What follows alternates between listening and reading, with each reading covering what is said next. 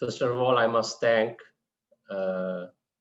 the SLASSCOM for inviting me this evening to what is referred to the keynote address of this session, essentially relating to the national budget presented in Parliament in November of 2020.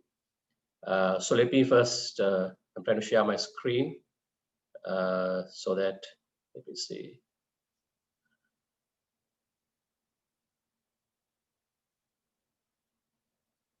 Have you given the screen sharing facility? Okay, fine. So I guess you can see my screen. As you know, the 2021 budget was presented in Parliament in November, was presented in the context of the President's election manifesto, which refers to vistas of prosperity and splendor. In the backdrop, the budget was presented by the Honorable Prime Minister. The budget this year largely focused, if you read through it, on encouraging domestic manufacture, domestic value addition, around reference to the IT industry. So essentially mobilizing domestic resources for value addition, for export, and for, to a large extent, if possible, for import substitution. So these are the lines on which the budget 2021 was presented. And of course, there are various people, there are pros and cons, like any budget will have its pluses and minuses. So that can be analyzed by various analysts, but the budget was presented in that context. So today I'll take you through the summary of the budget, the tax provisions, the specific references made by the Prime Minister to the IT industry. Then also there are a whole heap of tax concessions and tax holidays and very other incentives that were granted much before the budget, which were not adjusted or changed. They will continue as they are. And so therefore, there was not a lot of tax changes that were introduced in this budget because they were already introduced in January of 2020. So the if you look at the first slide, we are here is the, I had given you the revenue and expenditure of the government. Essentially, a budget is serves three purposes. One, it produces the revenues and expenditure and how the government is going to match the revenue expenditure. Then it gives some kind of focus of which way the economy has to be directed. Like I said at the beginning, whether it is to be domestic manufacture, domestic value addition, IT industry, import substitution. So those are the lines on which the policy direction you can see of the budget of this year. And of course, then it just it grants incentives, exemptions to identified sectors which the government identifies what are called thrust industries for development. So those are the lines on which generally a budget is presented. But if you look at the revenue and expenditure, they look really alarming. The government this year plans for a 2 trillion revenue, of which 80-90% come from taxation, and expenditure 3.5 trillion, with a budget deficit of 1.5 trillion. So the expected GDP deficit, budget deficit to GDP ratio is 8.9%. Now, the last year's estimated revenue for this year is 1.5 trillion. So there I am a little worried as to how the government can get the revenue from 1.5 trillion to 2 trillion, which is a 25% increase in revenue. So this had to come through economic expansion, economic development, accelerated growth. I think with the 5% or 6% growth rate, this revenue target looks a little steep because the tax rates also, as you know, reduced at the beginning of the year. So we only hope and pray that the country progresses, develops as fast as it could and recover from the current situation so that it could achieve the desired growth targets, revenue targets, etc. But we cannot achieve the revenue targets if there's a drop in the revenue, the deficit will increase, which will result in inflation, interest rates going up, and possibly any tax rates going up. So we are hoping that it doesn't happen that way.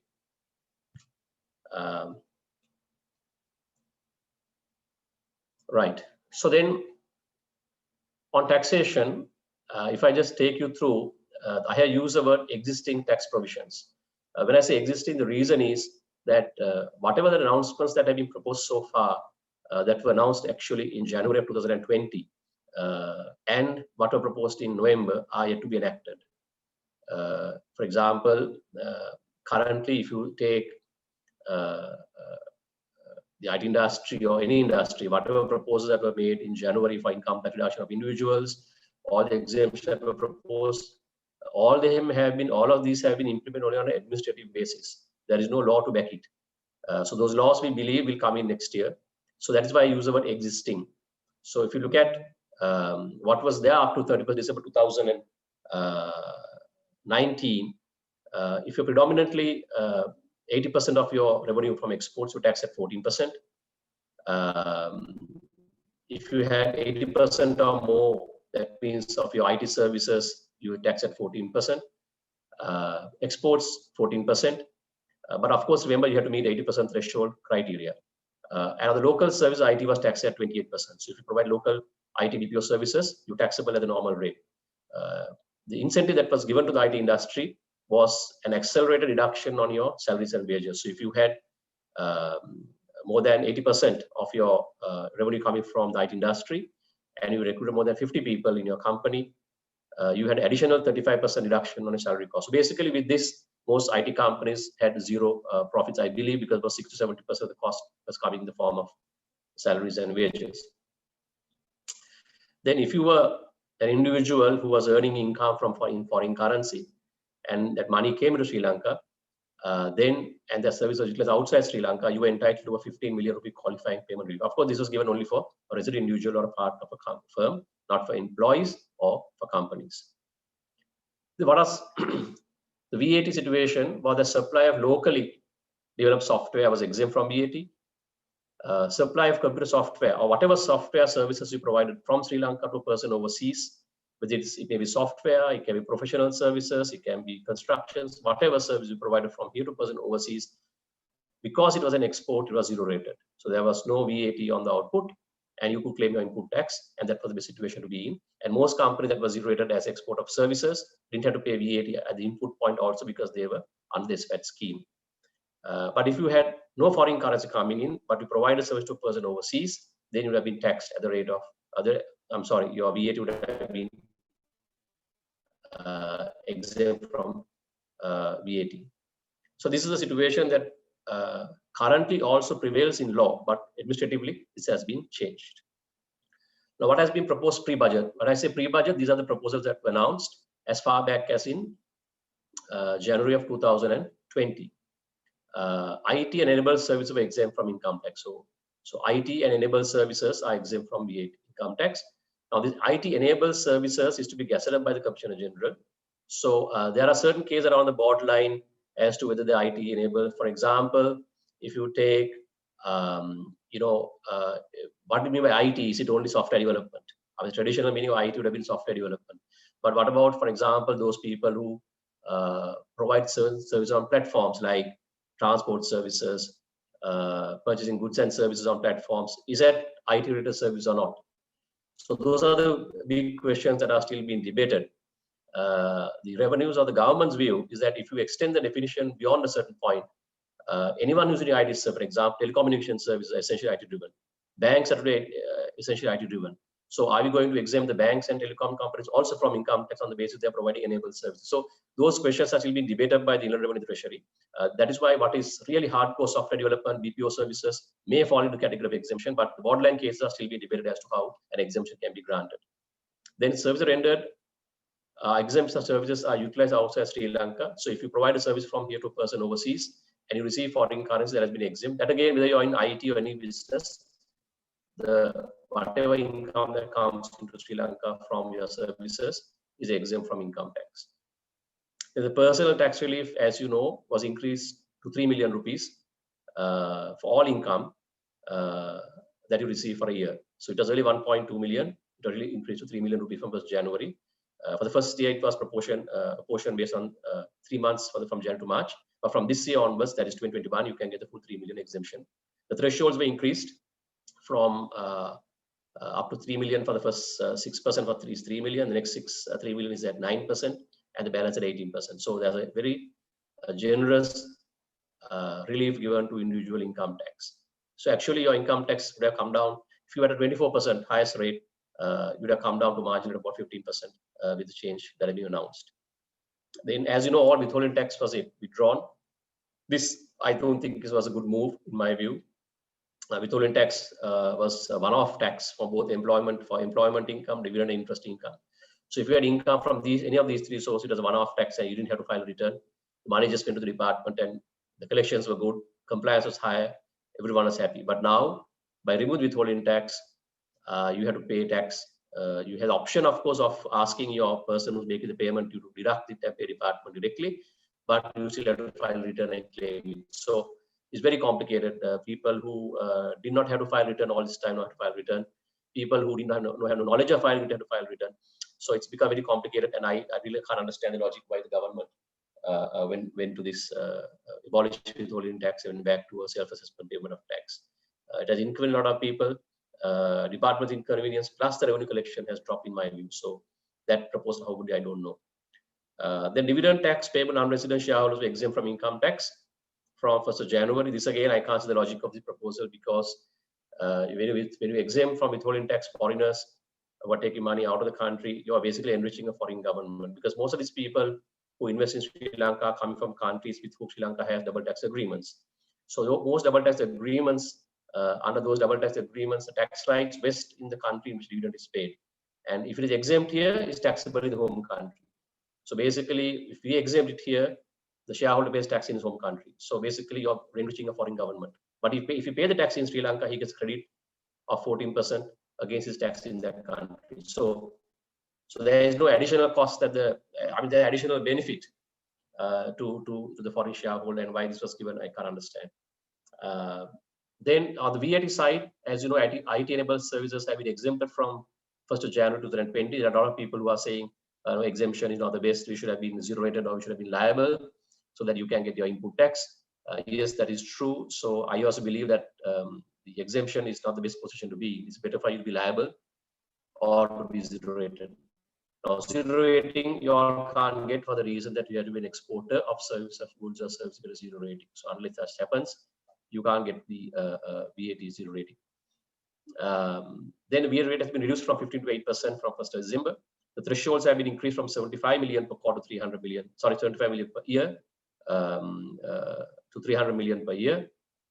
MBT has been abolished. ESC has been, actually, these are very generous tax benefits the government has given with the honest intention, I believe, to give relief to the people, to the relief to the businesses, so that they have the money that they can save from paying taxes to reinvest in their businesses, and thereby create more investment opportunities, more employment opportunities, and greater demand.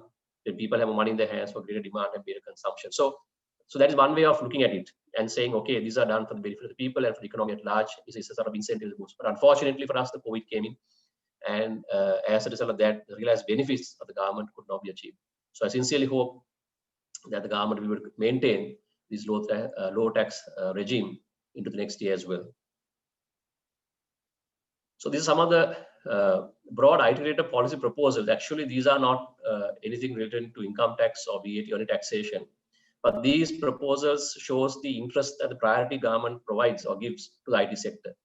So these I have extracted from the Prime Minister's speech, where he's talking of a technology-based entrepreneurial economy he wants to establish.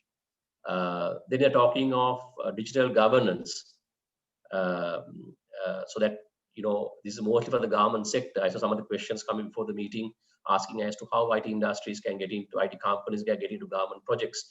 So the government is, I think, has a big emphasis with ICTA, etc. The president chairing it and also in charge of the ministry to make the government as digital as possible in all its services to the public in general. So this is the important priority given for digital governance, and we have to see how far it goes and how effective it comes. Then the Connect Sri Lanka proposal of the budget 21 are based on the vision of creating a technology-based society and a digital inclusive Sri Lanka. by expanding the 4G and the broadband coverage to entirety of the country. With other proposals to encourage exports and foreign investments from the technology industry, it has been proposed to establish 5 fully-fledged technoparks, which will service as new eco-friendly cities in Galle, Kurunegala, Anuradhapura, Kandy, and Batticaloa. In addition, it has been proposed to strengthen the laws and organizational structures to ensure data and cyber security and to better protect the administer intellectual property rights, which have been an overwhelming need of the industry. So these are some of the references made by the Prime Minister's speech in the budget speech in relation to the IT industry. And I guess that shows the priority the government provides for the IT industry. Then tax holidays. There is, so there is a 10-year tax holiday that will be awarded investments exceeding $10 million. As you know, this has been proposed under the Strategic Development Projects Act. Now, the Strategic Development Projects Act actually used to give incentives, far-reaching income tax, VAT, customs duty, all the taxes that are power to exempt you from under the BOI, and that was granted for investments generally exceeding $100 million. There was no benchmark. I mean, there was no legislated rate, but benchmark was about $100 million. But they brought it down to $10 million for the IT sector and other sectors also, so that you can get those benefits if you invest $10 million or more and get 10-year tax holiday, SDP Act. The second one is not related only to the IT industry, but if you are interested in IT industry, I know a lot of venture capital funds, etc. So if you are interested in listing your IT company in stock exchange, Colombo Stock Exchange, before December 31st, 2021, your income tax rate will be 50% of the normal rate. So if your tax is 24%, you pay 12%. If your tax is 14%, you pay 7%. So those are two rates that are there. If your tax is 18, so you will, as a only thing is for you whether there's a benefit, I don't know, because you are exempt from income tax.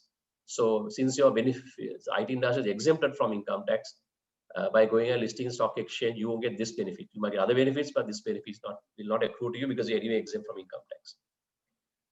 Special exemption on dividend grant to the following. So these again, they are different. I really don't understand why they refer to multinational companies which increase their exports and those who expand get an income tax benefit on the dividend tax, because there has been a covering approval for all foreign shareholders. So we need to see how this proposal is going to get enacted.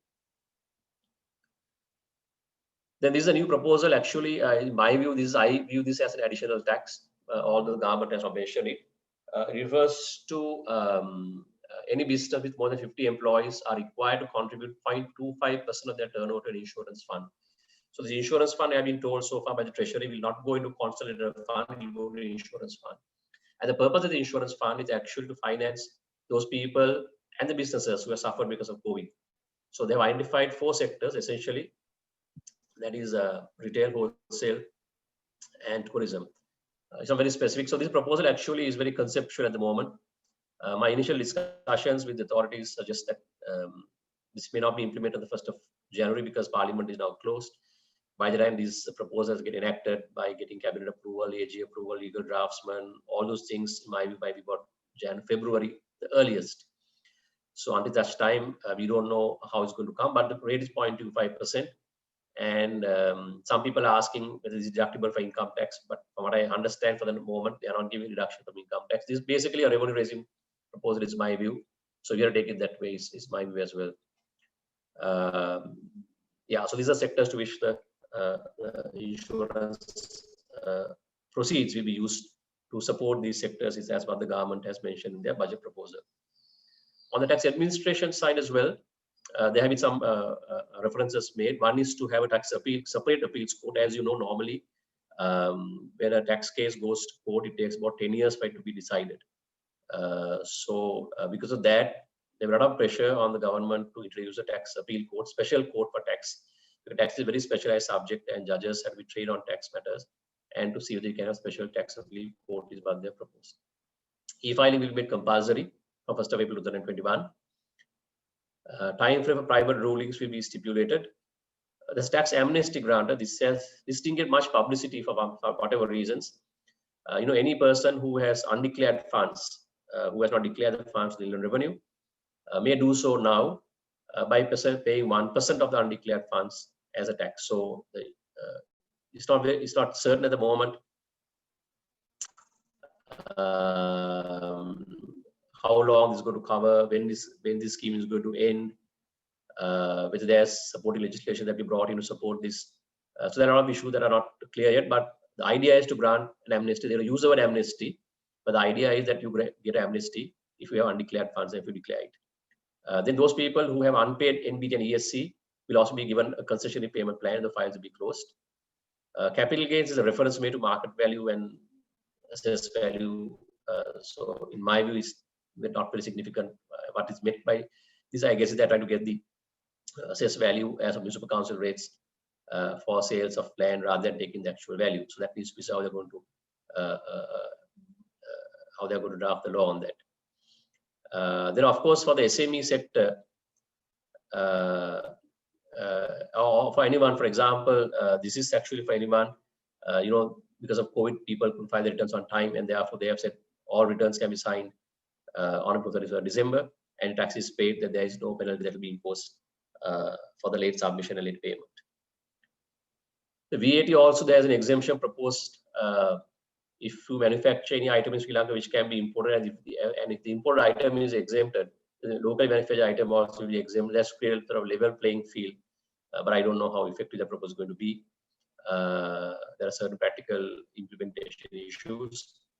Then on the customs side, we currently have a 5, 15, and 30% tariff ban that will be revised to 0, 10, and 50. But then, so when I actually saw these duty rates coming down, essentially for capital equipment, this one impact, for computer equipment, this one impact is all coming as a duty-free basis. Most of them coming on a duty-free basis. But even luxury items now, which are at 30%, come down to 15%.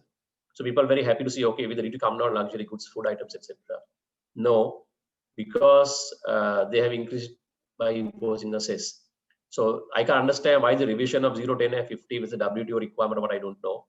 But it does not necessarily mean that the rate, the cost of import will go down necessarily, because they will impose a cess and recount the additional tax. It has already happened. Some of the goods that were identified to be classified as a 15% category, there already a cess that is operating. So this proposal, I can't understand why they have brought it. Then there are some tax reliefs again for the SME sector. SME is defined as those who are having turnover less than 500 million rupees.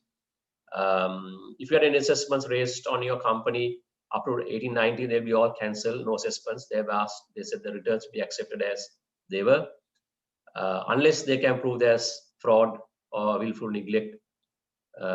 Those assessments if they're of a technical nature, where you're arguing matters of law, those will not be, those will be cancelled, and you can continue as they were filed returns. And this will be also applicable for the year 1920, the year that we just finished as well. So this I have given you just to compare some of the corporate income tax rates in selected countries. So you can see the in Europe and America, the rates of corporate income tax. And you can see the Asia Pacific. Sri Lanka is fairly competitive, 24%. But this is the highest rate, mind you. Now, for example, below the 24%, when manufacturing is at 18%, exports, agriculture, tourism, construction, health, education, all those sectors at 14%.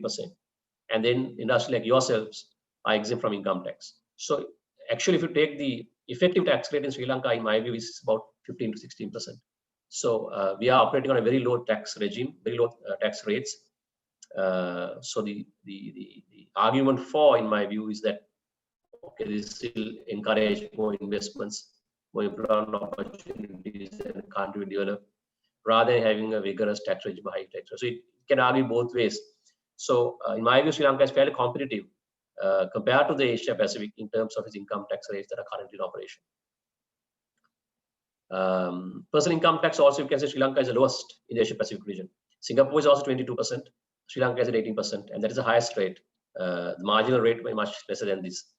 And compared to Europe and America, only Norway is below us, but all the countries are above Sri Lanka on the income tax rates of individuals. On VAT also, Sri Lanka is at a fairly, capital gains tax also, Sri Lanka is at 10%. Most countries are above Sri Lanka on the capital gains tax rates. So I don't want to show it to the government because they might increase the rates. Right, then if you take the VAT, you can see Taiwan is at 5%, Singapore and Thailand, Sri Lanka is 8%. So most countries are again much above Sri Lanka's VAT rate. The issue is that we can sustain this with such a small GDP compared to most of these countries.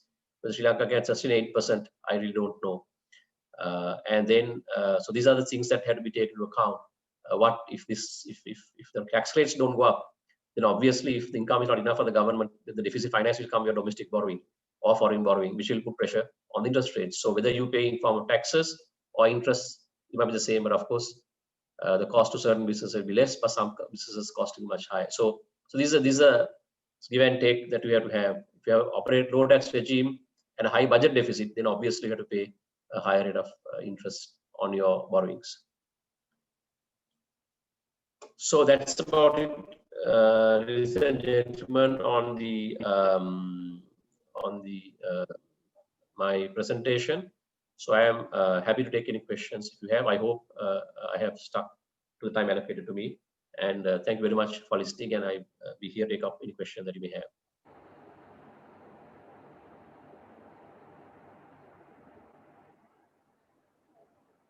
Thank you, Duminder. Maybe we'll take the questions at the panel discussion at the review session. There were some questions. Would you like to just take them quickly or at the end? I think we should take it to the end, right, Chaminda? Yeah. At the end, we can take it up, right? Yeah. Okay. Thank you. Thank you, Duminder. So just a quick break for us. We just want to play a short video on the island of ingenuity. That is branding for the IT-BPM industry.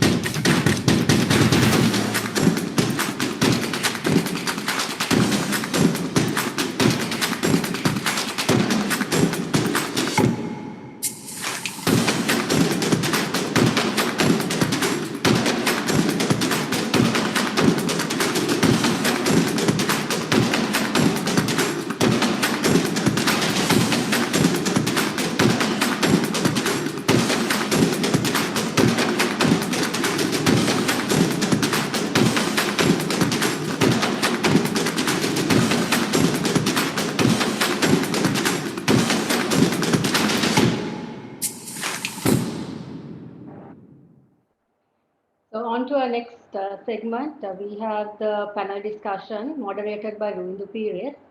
I'll just give a quick introduction to, we have a bit of a change in the lineup today. We have Sanjay Mohottal, he's the chairman of BOI. We have Channa Manoharan, chairman of SLASSCOM, Ashik Ali, vice chairman of SLASSCOM. Mr. Osha Dasenanaka, Director General of TRC, has sent in his regrets that he's unable to join us because he was calling for an urgent meeting this afternoon. And Ruindu Pires, who is the Managing Director of SLASS and one of our past chairmen of SLASSCOM. Over to you, Ruindu. Great. Thanks, Chaminda. Very good afternoon and I guess almost evening for everyone. Lovely to be talking to and hosting this session, or moderating rather. Duminder, thanks. That was a very comprehensive and great introduction into a complex area and an area that we're all trying to kind of better understand. I'm sure there'll be a lot of questions that kind of come out based on that, but look forward to kind of engaging. Sanjay, just a quick check. I understand, how long do we have with you? I understand you had an urgent request coming in. Just want to understand your availability before I structure the rest. Oh, I'm here till 6 o'clock. Perfect. Okay. You're talking with me or Channa? You, Sanjay, yeah. Chaminda just sent me a text saying that you might have to leave a bit early, but great. Okay, so we have you till 6. That's great. Perfect. So without any further ado, I guess what will be great is to have each of you kind of give your quick reflections, I guess. Maybe take 2-3 minutes, each of you kind of reflect on what the budget means to you, what are the opportunities, what are some of the constraints, and really more in context of how do we better use this to really get to execution. I think the platform set up for us, in many ways, we've all of us in the industry, I think, have worked tirelessly over the last 20 plus years. And without a doubt, this is the best moment and the time for all of us to shine. So really your reflections, I guess, in that context of what are the opportunities and how do we really make the most of this situation? Sanjay, I'll probably have you kind of get started with that, and we'll kind of then pass on to Chandra and Ashik. Yeah, hi, good evening, everyone. I think, look, we had a good presentation talking about all the tax reliefs and benefits that we offered on this budget. But I think if you just go back a couple of months, like early May, when we put down certain trust sectors, ICT was one of the prominent sectors that we all recognized as an area that we need to collectively help push. And I think there's multiple discussions I had with Mano and the team at ICTA and so on and so forth. Because when you look at the ICT, it's the whole pyramid that we are looking at, right? Which is in the top product companies, in the middle in terms of service delivery, or whether it's the IT-BPMs on the bottom. So the budget itself provides the framework of tax, right? Which is anyway an industry which enjoyed a tax benefit. It's continued to give the employees the tax exemptions, apart from the corporates. But I think what is not mentioned in the budget, but I think what are the things that's happening to enable and propel this industry going forward? Because we are around $0.9 to $1.2 billion industry. We are looking at least going to about $3 billion in 2025. And I think just to put in context for people to understand, right? So if you have 10,000 people employed in ICT, say you're paid 100,000 rupees, for argument's sake, a month, right? That's equivalent to a $500 million export business for the country. Because any export business will have at least roughly about 20% of labor at best, right? So instead of getting a $500 million worth of exports, if you get 10,000 people employed at 100,000, which is about $30 million, $40 million worth of value being spent in the country, has far-reaching economic benefit than just going these FDIs and doing that. So that's why the ICT as a segment is paramount for us to develop. And I think we have been quite unfortunate when our neighbor India has developed such a large IT powerhouse. And while we've been good at like developing good product companies like the Cogens of the world, Virtusa of the world, we haven't really democratize and expand our pyramid. I think mainly because perhaps our university systems didn't produce the number of graduates we require. So I think if you look at some of the activities that we are doing through POI is to promote and bring at least 4 universities in the next 5 years. We want to increase the number of IT graduates up to about 25,000. It's not just the quantity, it's not the quantity what matters, it's also the quality, right? We have close to about 600, 700,000 workforce which we can retool. So the vocational training authority or the authority has a major role to play in terms of retooling, because you can't get everyone to be a coder, everyone to be a programmer, but there could be service providers, there could be IT related companies that can employ these people.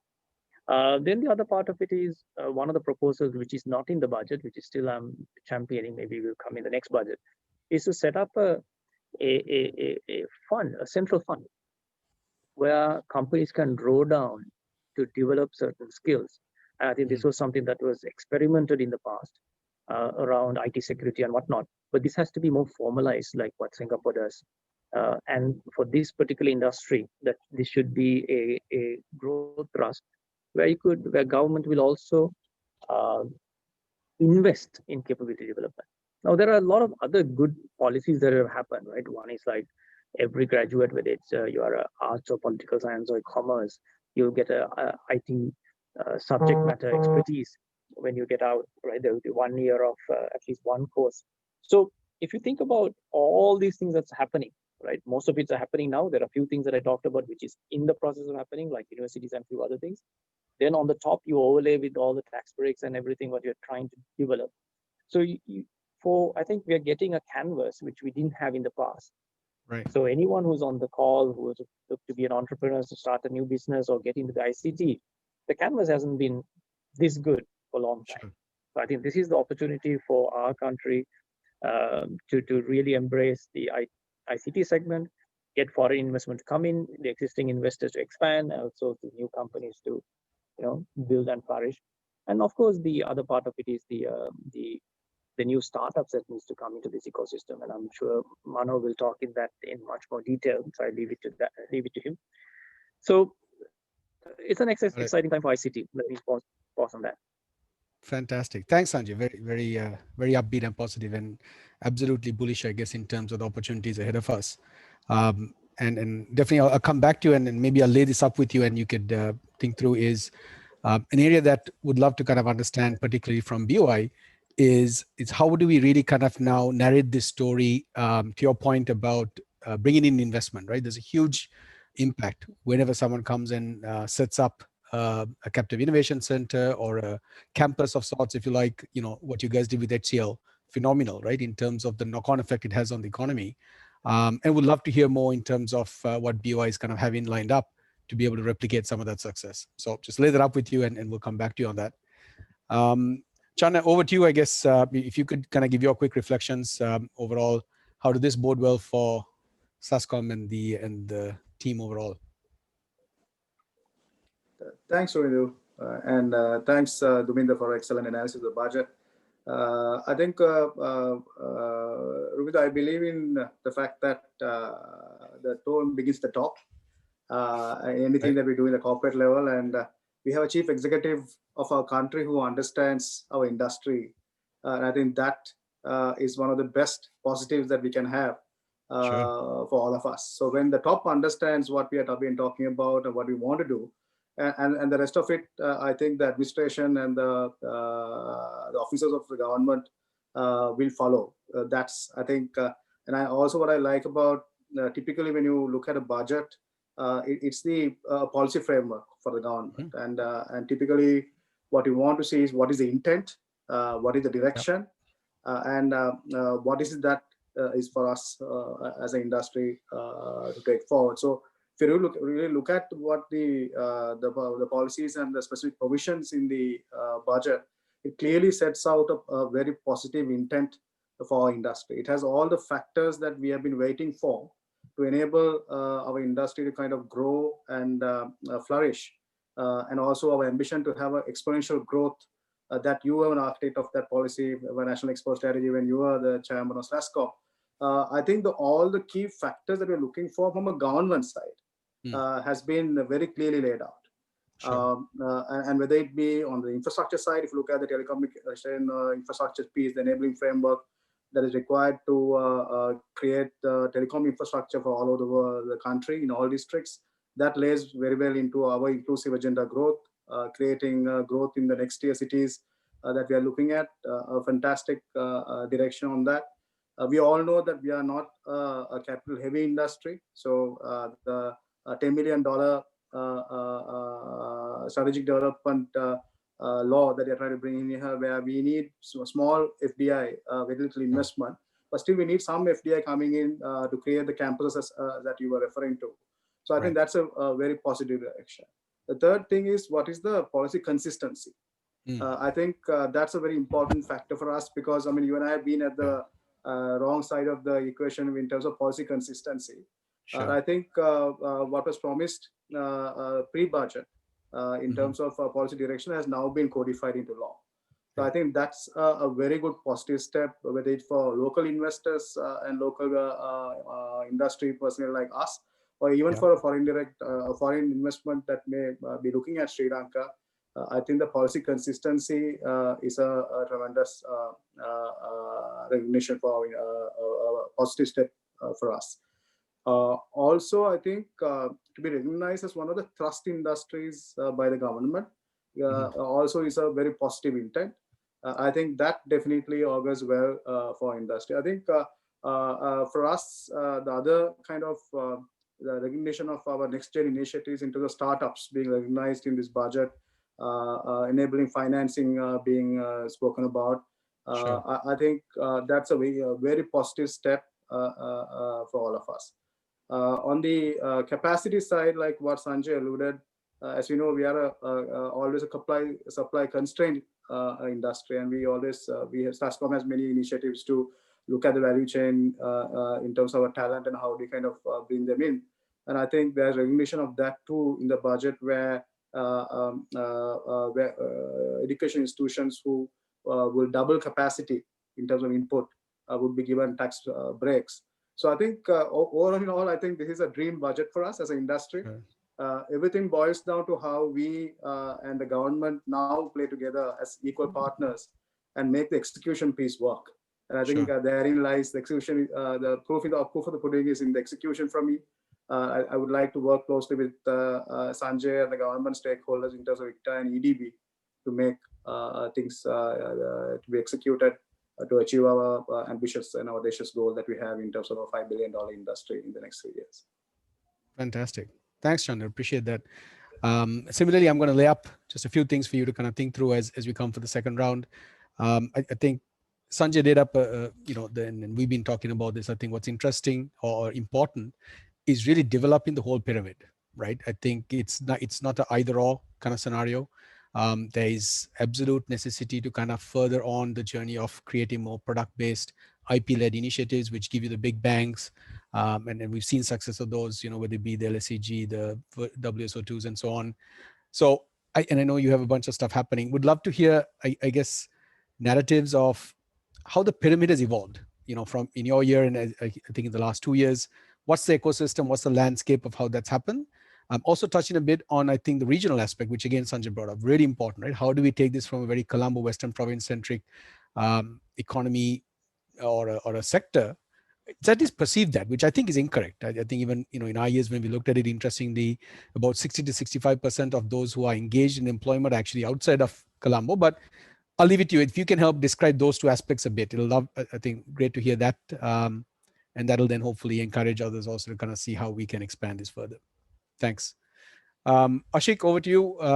Ashik, in terms of just reflecting, I guess, what this means, and I guess, given your focus on expanding into the demand side of things, would love to hear how you see this kind of comparing and contrasting with our competition or our complementary, services that we're trying to tie in with India and so on. How do you see this budget overall, and what are the positives and, if at all, challenges that need to get worked through? Thanks, Ravi. Yeah, just like Sanjay and Channa spoke, I mean, the broader canvas is all set. The intent of the government is also set, and UI and Channa and a few, some of our industry leaders, we've been working on this for the last 4 or 5 years. Since the execution piece came up a few times, and much of the industry really doesn't see the mechanics behind as to what really goes on with SLASSCOM and the government and various stakeholders. I'll just give a little bit of brief on that. We spoke about capacity, right? And although the capacity, there is incentives for universities to come here, the intent for the universities to come here, as much as that is going on, there's also a great push on education reform in a big way, right from the primary education, right? So, enabling schools to have digital tools, a different way of teaching, all the way to university curriculum development, etc. This is where industry and the government really meets. And especially in the last year or so, this has really accelerated. In fact, the president, even before the budget, stated in one of the policy statements about creating a large number of workforce through the open university system. And we've been working there, making sure that the curriculum and the delivery and the quality really meets the industry needs when you create that kind of a pool.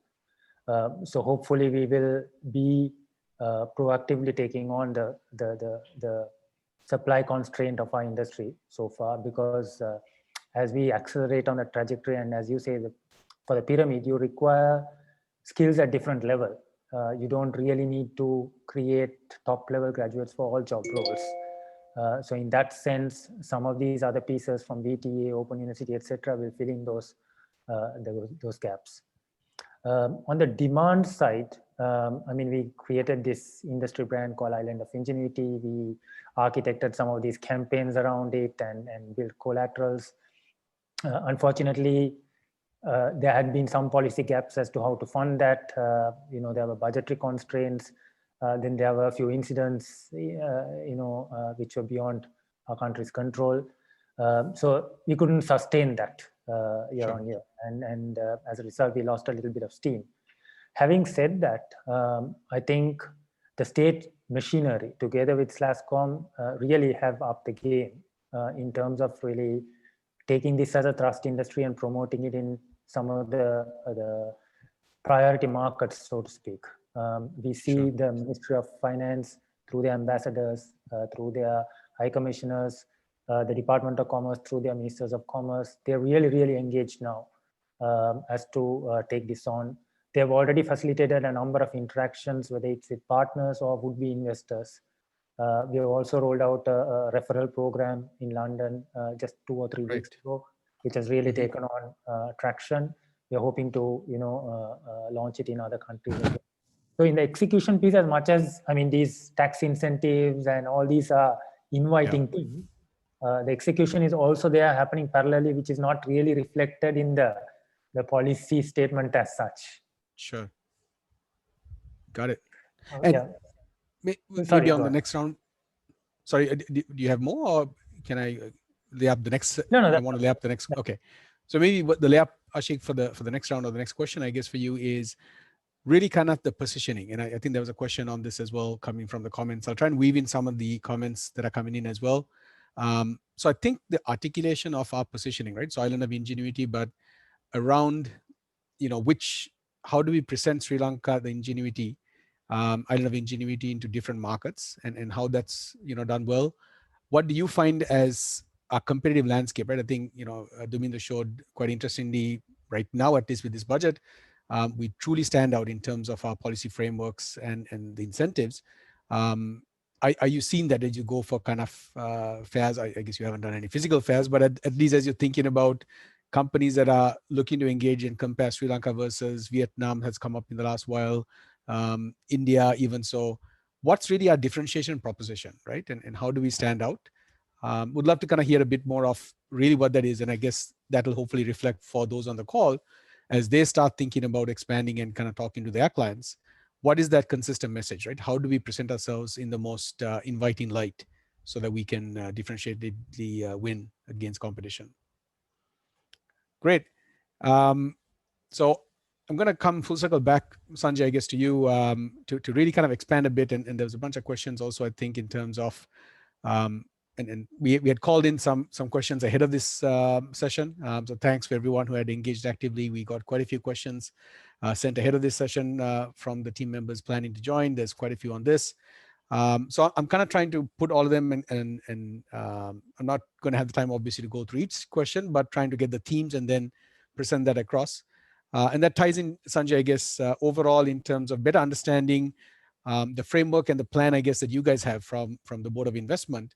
How do we really kind of, what's the game plan, I guess, for you to present Sri Lanka, and what can we expect in 2021 from BOI to be able to really hopefully knock out a few more HCLs and maybe even smaller ones, right? So what's the game plan?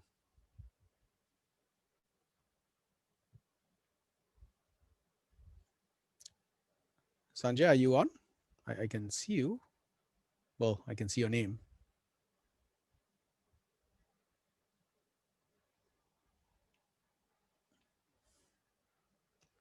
Sanjay? Okay. Chaminda, maybe if you can, oh, yeah, he clapped. Right. No, I couldn't unmute because it was muted by the host. Sorry. Okay. Sorry, can you repeat the question again? What you said? Sorry, Sanjay. I was just kind of, from the previous lab, just better understanding, I guess, BOI's game plan, right? So would like to understand what you guys have in store, what's kind of the framework or kind of the process in which you have planned for 2021 to be able to hopefully bring in a few more HCLs or maybe even smaller companies.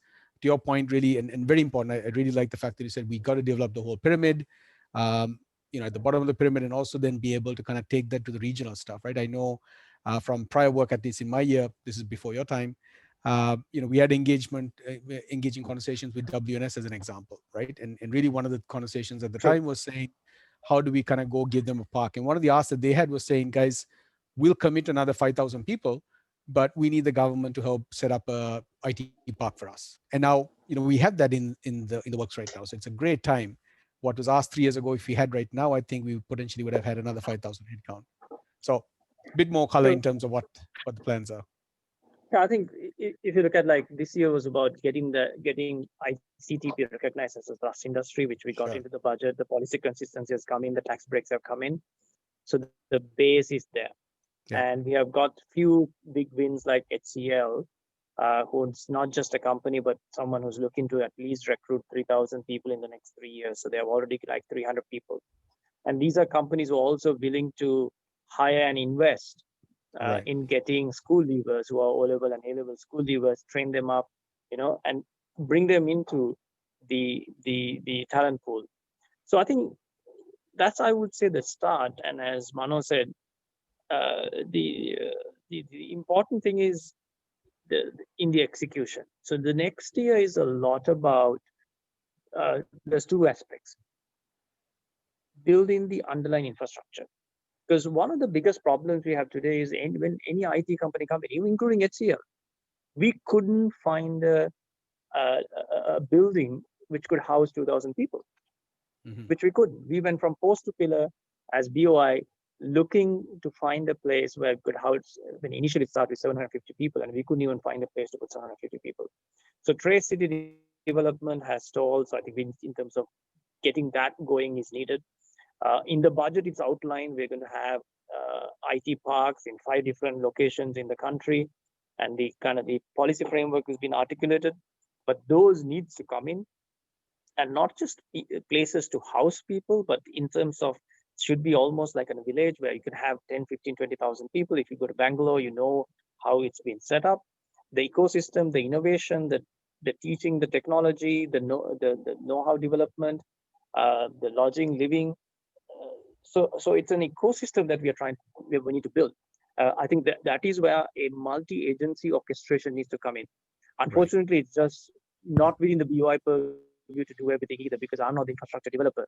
Yes, I can facilitate. I can find the land, get the prerequisite benefits, and articulate or orchestrate the project, right? What we are doing for pharma and whatnot, so we can create an IT park. But then individual investors need to come in. Both could be local and foreign, and then also the companies. So it's a bit of an orchestration. So that's where the partnership between BOI and SLASSCOM needs to work together. I mean, it has to come in quite tightly aligned. And the last part of it is to get the development going. And I think there have been multiple discussions between SLASSCOM, us, even Mr. Basil Rajapaksa and a few other entities, getting the curriculums in the universities, getting the open university to play a larger part, right? Even in the top universities, expanding the number of seats, getting the lectures, what they're doing, making them available online. So there's all these has to come in. Some of them are leading into things. So you need to start building the talent pool so that when people come in, they can actually build on it. You need to get the infrastructure in, so that you can quickly replicate and get the companies to come in, right? And same for startups as well. So I think those things would take priority for next year, and also continue to expand and work with companies like HCL. It's just one company. We don't have the Satyams. We don't have, if you look at all the large Indian companies, we can easily play an India plus one strategy, right? And I think anything that COVID taught us is to have a diversified portfolio of assets than having in one location or in one country. So we haven't touched any of them. So I think if you think about the next year, we should be able to sign 2 or 3 of those companies to come into the country. Then I think we have a good base to spring on, I would say. Understood. So Sanjay, just a quick follow-up on that, right? So if I understood correctly, I mean, you're saying we got the framework, we got the recognition. Next year will require kind of some not border, but I guess, authority coordination. Cross-agency. To kind of cross-agency rather, right? So cross-agency coordination, getting stuff lined up. But I guess in parallel, I'm trying to understand, what's the, and in many ways, I kind of, the view on BOI, I guess, is kind of like the head of sales, if you like, for the country, right? So do you have like a pipeline and a hit list of saying, here's my funnel, right? So here's, I don't know, 500 companies, here's the people. Is there a programmatic way of kind of breaking that down, having them kind of, obviously they probably won't be able to travel now, but having webinars, making that happen? And I'll tell you why I'm laying the question up from my prior engagement, prior to your time. I know that expectation was there, but I think in reality, the investment required of the BOI at the time, honestly, wasn't enabled with what was required to be able to function in that expectation. So just to lay up, I guess, in terms of, has that changed? If you had a wish list or if you had a magic wand, what would you ask for to be able to execute better? Well, I think you laid down the strategy that I also had put down with many people. I think where the magic wand is the talent that I don't have in the organization. So I think I have a good set of people, but I don't have the extent that I would require. Right. Not to do the farming, the hunting, because you're talking about hunting. So the hunting is a different mentality to go after companies and really need to be able to articulate to them, and say, Satyam, why would you come here? That's right. What is the benefit in the salary arbitrage you're getting? What is the tax benefit you're getting? How could you provide a better service from Sri Lanka with the skill set that we have than what they could do in India? Why would you have a better stickiness in terms of employment here than you get in India? So what is the real value proposition? And that we need to articulate to a Satyam, to a Wipro, to an IBM, to a Microsoft is completely different. And we need people to then have a business discussion and a technology discussion to come in together. So I think that's where the individuals in SLASSCOM and the industry leaders need to come in together, and where we can work together. So if I think about a wish list, it's a close partnership that I need to have. Not just SLASSCOM leadership, but also the industry participants. And then we need to go after these individuals, because it's a list of maybe 50 people that really matters to us. Because they have to be then, of course, the scale that we have and where it fits into our value proposition, but also a set of marquee investments that will put the country on the map. So the rest becomes snowball, right? You get the snowball effect. So that's how I would look at in terms of what we need to do. But for that, I think I would welcome everyone with open arms to come and help and join with you as well. Okay, great. Thanks. So I guess, and that's a great point. Maybe to further on that, even if there are companies out there in Sri Lanka who can actually maybe even propose proactively to BOI to play that role, right? So maybe there's a success fee based mechanism where someone comes in and says, because in today's context, a lot of the hunting is not going to be physical, right? We're going to be constrained in terms of travel. And I know there's tons of companies out there that do this for a living in a landscape of companies who provide for that, supply or the customer CRM management overall online. So maybe there's opportunity to really kind of proactively come and pitch to BOI saying, hey, we can do this for the country. And there's some success fee based mechanism that might get worked out. So maybe invitation to everyone, I guess, right? And see reach out to Sanjay. Indeed. Sounds good. Chana, we'll quickly move on to, I'm sensitive of time. We're probably going to we'll take to about 6:10, I guess. So if you can spend about 2-3 minutes, really, I think addressing a few things from prior also. I think there's questions around product. Are we focused enough on product? We only seem to be selling services. So it ties a bit to my earlier point also.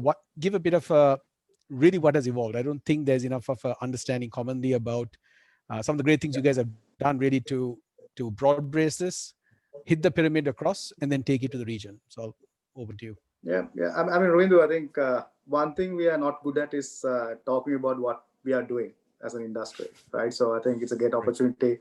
Often I think we do our piece and we think we have done a bit for our country and we move on, right? So you do that during your tenure. So maybe a little bit, I think we are not good at blowing our own trumpets. So let me do that a little bit today at your invitation. So I think we are very clear in terms of strategy. I mean, scale is not going to be our game to play. Yeah. And that's not where we score, and our industry was not grown on scale.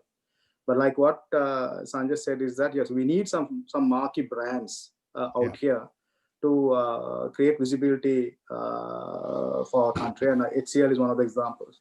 But if you really look at it, there's a myth saying that SLASSCOM is for services and products is not represented. I think if you really look at what we have done is that we are very clear that our industry will be growing on high value that we are going to give on product innovation, innovation centers, on emerging tech in terms of being centers of excellence in AI. So we have created, several initiatives branded under Centers of Excellence for Product and Platform Council, as we have kind of brought together the top 20 product companies who are in our membership already, and some of them have joined us recently. Clearly to have an IP-led, product-led, and platform companies-led growth. And we are very clear that that's the way that Sri Lanka has to go. But only thing is that you can't divorce your wife and expect going after a hot girl, right? So I think I would rather have my current wife of a wide base of service companies, but then make sure that I get the hot chick. Digging your hole, man. I'm sure it's going to be interesting. Right? So I think we are all very clear. We are going to be innovators. It's our ingenuity in terms of what we do. We are going to be world beaters in solving problems of the world through our ingenuity and the innovation that we bring to the table.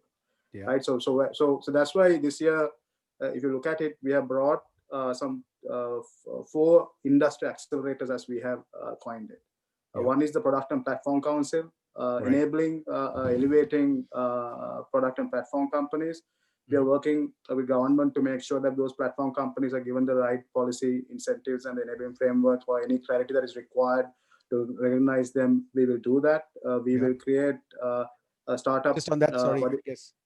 Sorry, I was going to add to that from a conversation. You said also what you guys lobbied came in the budget, right? I think, which didn't get covered, for 2 contracts worth about 2 million. The first refusal almost kind of comes in for the product companies within Sri Lanka right now, right? Yeah. So I think the startups will get those, innovative startups will get those opportunities for government automation as well. So I think that's a fantastic piece. We are also, the government's recognizing Sri Lankan products for their digital journey in terms of transforming the economy. So I think that's a huge plus for some of the local product and platform companies who are there. So I think the other is our future initiatives, as we call it, is our AI Center of Excellence. We want to make Sri Lanka a hub in Asia and be recognized for our AI skills. And we already kind of laid the foundation for that, both in terms of bringing together the local ecosystem and the partners globally. We also kind of created a centers of excellence around cybersecurity. That's a highly hot area, not only for cyber services, but also for cyber product companies to be enabled. And we have a around all 3 of these, we have a very structured program to encourage, enable, and elevate companies who are either at early stage or mature stage companies to be taken to the next level. We are also very conscious of the fact that there's a huge automation wave, and the intelligent process automation is another center of excellence that we have created. We just had a week of RPA week where we kind of showcased Sri Lanka's innovation in that. We had some fantastic solutions we recognized through the awards that we gave, and we had brought and most of the speakers were well recognized who are local companies who have really made regional impact. Were recognized. So on that space also we are creating that. So we are very clear. Our growth to a $5 billion industry is going to come from the innovation-led growth, from the 5% of that IP to be expanding that base to about 20% very quickly.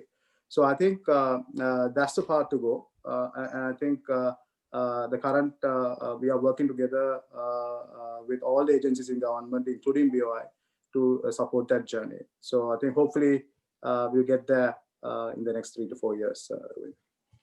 Sounds good. Thanks, Chandra.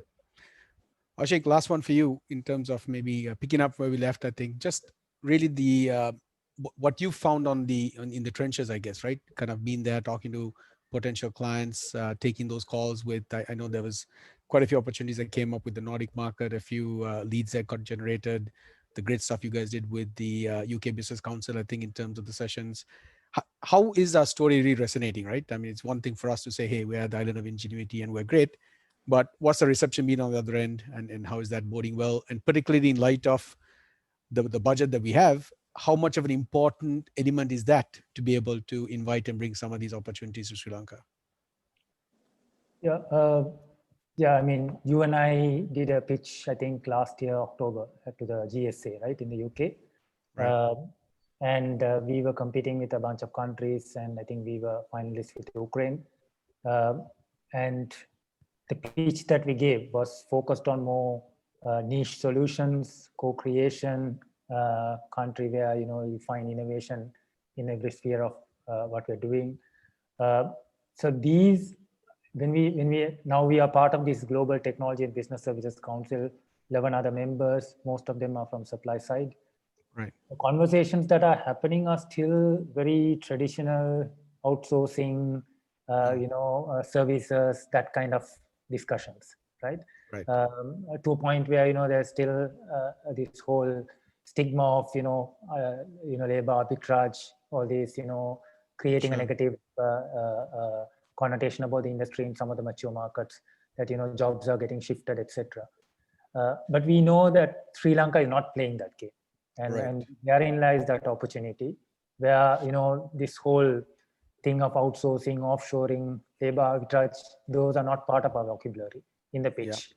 Yeah. And that's resonating very well with some of these countries where, especially in the mid-tier company markets, where companies are actually looking at partners to work with, a long journey to do product engineering. This is where things are really, what can I say, the opportunity lies. And some of the recent inquiries that we've had from a Swiss company, another one from Philippines, etc., who are talking really domain-specific niche skills. They're just looking at, look, how can you do? And we are really faring well. We are on the top 3 of their consideration list. So this is, I think, what we need to do is encourage more companies to get into this kind of relationships. I think the branding and this whole innovation messaging has not really resonated too well with our local companies as well. I think even though they're doing it, they're not messaging it. Sure. I think that kind of thing needs to be amplified and put in our platform, social media, as well as others, so that, you know, the world hears it more, not just from SLASSCOM or BOI, but from all the companies as well when they do the pitches. That will bring about a greater success rate for our companies, because it's a very different message to what most of the supply countries are talking about. And that's not really going very well with buyers at this point in time. So I think there is good opportunity. It's just that we need to align ourselves in messaging ourselves and getting it out there. That's a great point. I guess it's become quite nuanced, right? I think in terms of how you need to do that sell. And I think to your point, one thing, again, I think there's a lot of conversation on this, but important to bring up is that, you know, with COVID, the silver lining is that remote has become just natural now, right? So whether you're 10 kilometers from, you know, each other, or whether you're 10,000 kilometers, is really irrelevant. And I think all of us, I think, can attest to in our own companies, I think, and I say this with a lot of sensitivity because I know it's been a tough time globally for many companies and many industries, but in many aspects, our industry, I think, has really been a beneficiary, and it's really accelerated some of those things. And the conversation, to your point, has moved away from it being offshoring or a cost arbitrage to really more about, hey, do I have the right talent with the right mindset to be able to help solve complex problems for me? And, you know, just being able to kind of present that in a more consistent manner, I guess, is the opportunity for all of us, right? And some of the investments that you guys have made in terms of like Island of Ingenuity, the platform, having a lot more case stories, studies coming in, so that that messaging can then get amplified, to use your word, is really important. Absolutely. Great. I'm going to pause here in terms of the session. I know there's a few other, you know, questions that have come up, and love to bring in Dominda as well, because core of it was really around the technicality of the budget. Dominda, if I can maybe, I don't know whether you got a chance to actually browse through some of the chat questions and pick up anything in particular with regards to the tax elements itself. Let me also try and... Seriously, no, I couldn't do that. I just saw one question that came asking specifically the business process outsourcing industry will be exempt from VAT. Yes, so this exemption for all IT-related services in Sri Lanka are exempted from VAT. So BPM also should qualify for the same exemption. But again, as I said, we are waiting for the law to come into effect, because these finer points of the law, because how it's drafted, you know, because they're all very conceptual at the moment, with the language used is a normal language, but when it comes to drafting, we have to make sure But the intention is there to give it. Intention is there, but I thought the local IT company didn't want the exemption because it will cost them more if they are going to get the exemption because I think there's a lot of trails on that, right? Is that actually it's been our bottom lines have got impacted because you can't claim back the VAT component. Right. Yeah. So for example, so it is what it is. You're giving a total solution, which includes hardware also, so then you might have a problem because, but of course, hardware doesn't include VAT, but your other soft VAT items you can't claim. But you need to work out and see what the cost of that input VAT is. I can't see it's very significant. Understood. Just to clarify, if you're an export industry, then you're VAT zero rated, right? The complication is more for local suppliers. Yes. That is my understanding, right? So VAT takes precedence over anything. The export takes precedence over anything. So if you are exporting, you're zero rated. So there is IT or accountancy services that you are in, professional law, whatever is zero rated. So that takes precedence over anything. Got it. Yeah. Dumi, one particular question I caught up from this, and maybe we can end with that given the time, is to invite. Is there a possibility for intellectual property being recognized as a key asset class in valuation? Do you see any room in the budget proposal for such initiative? It was a particular question that came out from Tikshana. Yeah. So intellectual property, is a question for me, right, Rohit? It was, yeah. Yeah. Okay. So the intellectual property valuation is more an accounting issue than a tax issue, because the accounting standards do not permit, other than purchase IP rights, valuing your internal IP rights. So you can't value an internal IP right because it's written off to the P&L. So on a yearly basis. So there is the accounting standards do not permit value other than its purchase goodwill or purchase IP rights. So if the IP was purchased, yes, but what you develop you can't capitalize into a valuation. So you can capitalize into a product, like if you have IT software product which you're leasing out or renting out, you can, but what you're outright selling, you can't. It has to be charged to that year. So it's not a tax issue, rather than an accounting issue. Okay. But you can value it. For example, you can value it. I mean, if you want to sell your company, you can always value it. Sure. See, most IT companies value the IP right? I mean, there is no asset. All the valuations of IP companies are actually on IP rights. So that you can do for your sales transactions, for commercial valuations, you can do it. But you can't build the books, as a problem. Got it. One of the particular one to you, Dumi, was on, does the law come into effect once the budget discussions complete, or does it happen only when it's gazetted? Yeah, see, the voting of the third reading of the budget, which happened on Thursday, was only the allocation. Actually, the budget is only an appropriation bill to appropriate funds to the each vote. So what was voted for is the allocation of funds. Parliament has to approve allocation of funds for every single ministry. That is what has been voted.